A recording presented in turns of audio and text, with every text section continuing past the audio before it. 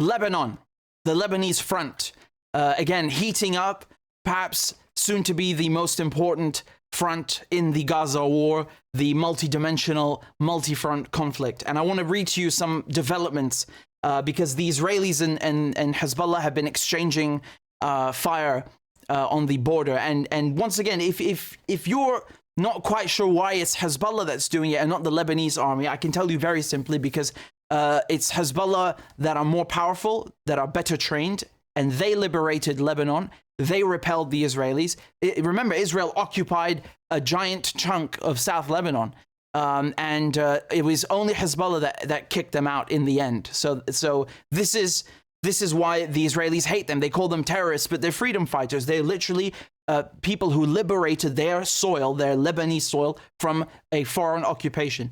But in any case, let me get to the developments. So this is from Al Mayadeen. They've been basically posting about the developments. Hezbollah have launched 3 near parallel attacks on Israeli sites. Okay, and they did it like this. Okay, the first set of attacks was a dual operation that targeted Israeli sites in the occupied Lebanese town of Hunin and Kfar Shuahiz. So again, Shebaa farms are still occupied by the Israelis, right? There's a tiny chunk of Lebanon that is still under Israeli occupation, and it's kind of funny because it used to belong to Syria. Syria signed it away and gave it to Lebanon so that they could help maintain the strength of the resistance. So that's the first one, okay? Because the Israelis, obviously, they set up military posts and they build houses on all the land they steal. So that's one thing. It's not like the Hezbollah are attacking something that belongs to someone else. They're trying to liberate their own soil, and of course, in this capacity, keep the Israelis busy, draw troops away from Gaza. In the first operation, Hezbollah fighters attacked the Hunin castle, which had been appropriated by Israeli occupation forces for military purposes. They achieved direct hits on the target. The second operation, Hezbollah targeted Al-Ala military site more than 20 kilometers away from the site of the first operation, okay? And then 5 minutes later, the resistance launched an attack on the Zibdani military site in the occupied Lebanese Shebaa farms, which I was just referring to now. Okay, and on Wednesday night, the resistance, they fired artillery on the Al-Maraj military site to the north of Hunin Castle, and that site had come under heavy attack since October 8th. So, these are what we call skirmishes. Now, I want to show you, because this is an Israeli paper that filmed, that photographed, that published the results of these operations, all right? Yedioth Athronot, or ynet.com. It's a big paper. It's funny because I knew Yedioth Athronot. I just didn't grasp that they had abbreviated it to Ynet for some reason on the internet. But let me show you here. This is Tim Anderson who posted this. He said, bye-bye northern colonists. He's referring to the Israelis, of course. Yedioth Athronot newspaper publishes photos showing the extent of destruction and damage in the El Mutela settlement at the border with Lebanon. No one coming back soon. So you see, the reason that this is significant, it's not like, anyone is happy, to just randomly fire shells. First of all, there's no one in these houses. There are no civilians in this area. The Israelis evacuated all of them months ago, right? Lebanese resistance, so Syria, Lebanon, Iran, Hamas, Yemen, they only target military facilities, assets, soldiers, and so on. The only exception is Yemen with the commercial boats. But again, they don't just come and attack them. They tell them, please divert, do not pass the Red Sea. There's a blockade. We can't have you going through. And then they fire at them, but they do it in a limited capacity so as to not kill anyone. And unfortunately, 3 people died, but generally speaking, they do not target civilians. It's true. Look at how many civilians Israel kills. Look how many the resistance kill. The number of Israelis of dead Israelis did not change since October 7th, and even then, half of them at least were soldiers. The Israelis are the best human shields. Every single man or woman is in the army. They have military bases in the kibbutz with weapons. You know, they project. But let me go back to Lebanon here. So this is one thing. On the flip side, the Israelis have also been exchanging fire, and these are some of the houses they destroyed in southern Lebanon with airstrikes.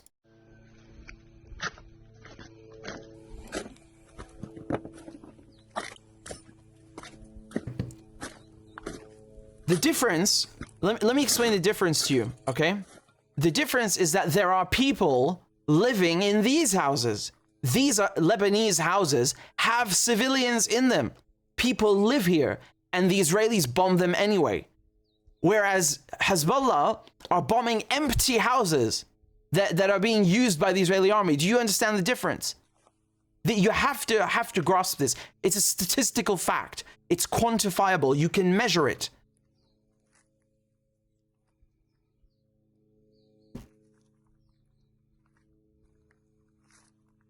The UN actually came out with a report just the other day about how the Israelis had killed a Lebanese journalist, and we knew this, of course, right? I mean, we know that I think it's Issam Abdullah, right, who was killed. Yeah, exactly. I remember exactly when this happened, and here I'll show you. This is from 8 days ago. Okay. So they have confirmed now, the United Nations investigation is done, and they've confirmed that it's an Israeli tank that killed Reuters reporter Issam Abdullah in Lebanon. And I showed you the clip. It was ridiculous. He was not alone, by the way. There was a woman with him, and they had a camera set up on a tripod. They were filming this exact place. You know, they were filming the front between Israel and Lebanon. And look, I'll read it to you. So the investigation by the United Nations Interim Force in Lebanon, UNIFIL. See the helmet over there? That's what my parents served in UNIFIL, among others. They summarized in a report seen by Reuters on Wednesday, and they said that its personnel did not record any exchange of fire across the border between Israel and Lebanon for more than 40 minutes before the Israeli Merkava tank opened fire. What does that mean? The United Nations, you have peacekeeping forces and you have observer forces, okay? So in this case, they're supposed to write down, record, document everything that is happening precisely for things like this, right? And they're saying that there was no one firing. There was no one, from the Lebanese side firing at the Israelis, or the Israelis firing at the Lebanese for 40 minutes before Issam Abdullah was killed. So, it's basically, they're basically saying no one attacked the Israelis. They can't possibly say that they were facing some sort of threat that made them kill a Reuters journalist. Just to be really clear about that, that's why it's important to note. So after this, they say that the firing at civilians in this instance, clearly identifiable journalists wearing the vest, press marked everywhere, constitutes a violation of the United Nations Security Council Resolution 1701 from 2006 and international law. It is assessed that there was no exchange of fire across the blue line at the time of the incident. The reason for the strikes on the journalists is not known.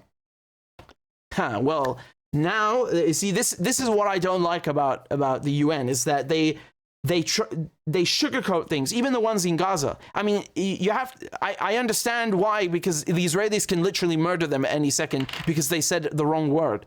So, they're literally killing, how much is it? 165 now. That's how much it is, 165. So I understand at the same time.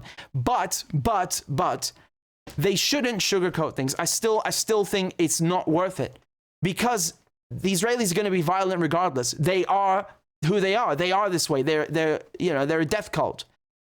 The United Nations shouldn't say the reason was unclear. You know why they goddamn killed him? Because he's a journalist. Just like they've killed UN workers in this mission, in the Lebanese mission in UNIFIL in the past, right? They have shelled these positions, the Israelis, and killed UN staff. It's not just the thing in Gaza. The Israelis kill doctors, they kill medics, they kill nurses, they kill UN workers, and they murder journalists. You know this. Don't tell me the reason is unknown. Come on. So anyway, I just wanted to talk about this because, you know, the fact Reuters, let me show you how scandalous this is. This is not the first time that a Reuters journalist is killed in the Middle East. And by who? By the West or someone supported by the West. So you guys remember the Americans in collateral murder. They killed 2 Reuters journalists. You remember that, right?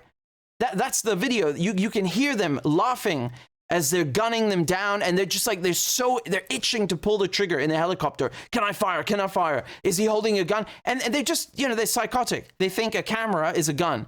And then and even if it's a gun, what are you doing in Iraq?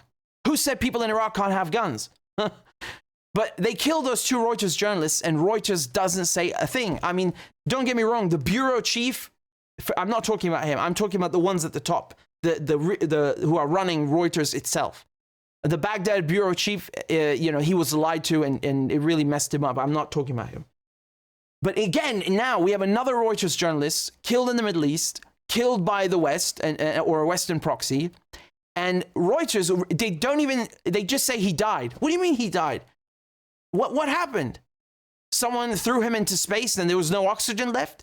He slipped in the shower? What do you mean he died? An Israeli tank just fired at one of your employees? Are you out of your minds?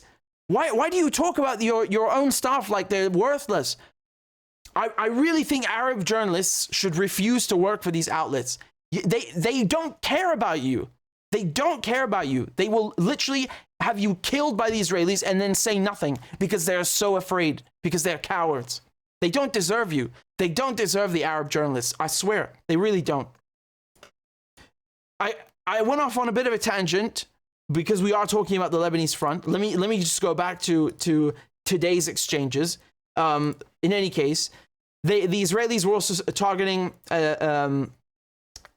more areas in Lebanon with airstrikes. So again, this is a daily occurrence. There's nothing too big that happened, but the Hezbollah operation is really the most remarkable thing. The fact that they did this triple strike almost at the exact same time with a 5-minute difference between one of the attacks. You really have to understand what position this puts the Israelis in. It's like they're playing a game of whack-a-mole or something, you know? I mean, they are the moles, but you get what I mean. It's funny because they are really afraid of Lebanon, and the fact that they have moved thousands and thousands and thousands of Israeli troops up north away from Gaza, and they have evacuated at least, the Israelis say it's 80 or 100,000. I know that it's 300,000. I don't know if you want to trust Israelis. They don't really tell the truth about these things, so I'll tell it to you. It's 300,000, and they are truly scared. They are really, really worried about Hezbollah. And, you know, I think it was good to do the analysis the other day and show it to you because, you know, I want to do a comprehensive coverage of this front, not just, you know, a little bit here and there. This is again an Israeli airstrike in Lebanon. Okay, this is in Yarun. All of this again is in the south. It's not in Beirut or in the capital. It's in the south. And again, these are people live here. You know, these are not empty houses. They have not been evacuated. People live here, and just like they kill civilians in Syria. And they kill civilians in Gaza. The Israelis kill civilians in Lebanon. They have absolutely no problem doing this. You know, again, more photos. Now I'm going back to the Israeli settlements. Now these are published by the Israeli paper. Again, it's just a few extra photos. Nothing too big, right? This is the best. I saved the best for last. The Israelis published a video. So someone caught this on a video. On video on camera, and it's the second that an ATGM. So you remember Hezbollah loved the anti-tank guided missiles. It's basically on a tripod, and you fire it, and you know it's meant for armored vehicles, as the name implies. But Hezbollah have adopted it. And this is, again, a very smart tactical move and innovation on their part. They have adopted it for everything. You can't protect yourself from an ATGM. There's no Iron Dome. You're really screwed. And they're firing at literally anything. A soldier, a jeep, it doesn't matter. Just fire the ATGM. So this is in Metula. That I'm putting it in quotation marks because it's the Israeli settlement's name. This is the moment that the ATGM hit.